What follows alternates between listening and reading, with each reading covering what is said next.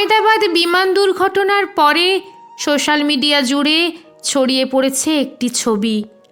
মাঠ জুড়ে ছড়িয়ে ছিটিয়ে আছে শত শত আধপোড়া টাকা। 500-100 টাকার বান্ডিল জ্বলন্ত ছাই হয়ে মিশে গেছে ঘাসে। অর্ধপোড়া পাসপোর্ট, ছিন্ন ভিন্ন পরিচয়পত্র, অচেনা মুখগুলোর ছবি, কিছু হাহাকার মাখা দলিল, সব মিলেমিশে এক গভীর আর্তনাদ। এক মুহূর্তে যেন সব থেমে গেল। যে টাকাকে ঘিরে এত আকুলতা, এত যুদ্ধ, তা আজ নিঃশব্দ, জ্বলে পুড়ে ধূসর।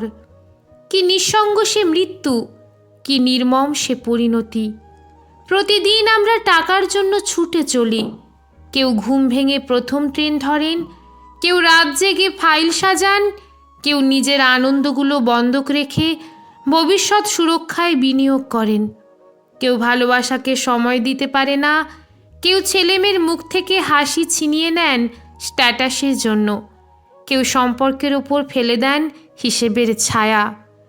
জীবনের প্রতিটি বাঁকে আমরা ভাবি আরও একটু পেলে হয়তো জীবনটা পূর্ণ হবে, অথচ সেই পূর্ণতায় পৌঁছনোর আগেই আমাদের থামিয়ে দেয় সময়ের গাড়ি।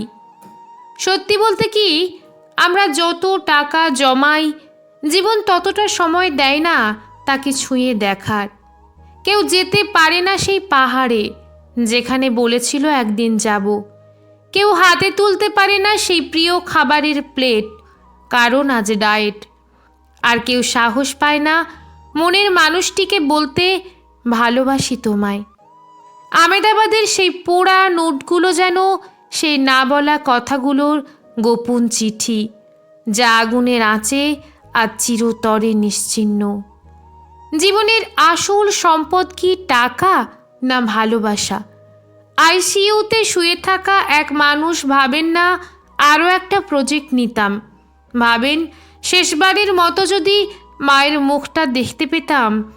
টাকা দিয়ে শুধু ওষুধ কেনা যায়, জীবন নয়। টাকা দিয়ে বাড়ি কেনা যায়, ঘর নয়। টাকা দিয়ে জামা কেনা যায়, ভালোবাসা নয়। টাকায় সুরক্ষা মেলে, সম্পর্ক নয়। তাই আজ এখানেই থেমে একটু নিঃশ্বাস নিন, খেয়ে ফেলুন প্রিয় খাবারটা, ভুলে যান ক্যালোরির হিসেব। ফোন করে বলুন মাকে ভালোবাসি, বাবাকে বলুন তুমি ছাড়া কিছু হতো না আমার। পুরনো বন্ধুকে টেক্সট করুন, তুই ছিলি বলেই পারলাম। প্রেমে থাকলে বলে ফেলুন, তুই ছাড়া আমি অসম্পূর্ণ।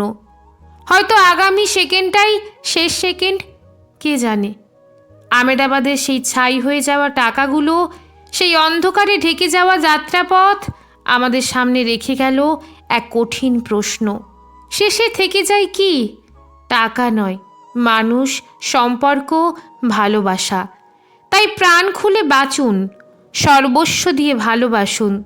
দুঃখ পেলে কেঁদে নিন, ইচ্ছে করলে হাসুন, মন চাইলে জড়িয়ে ধরুন প্রিয় মানুষটাকে, কারণ মৃত্যু তো আর খবর দিয়ে আসে না।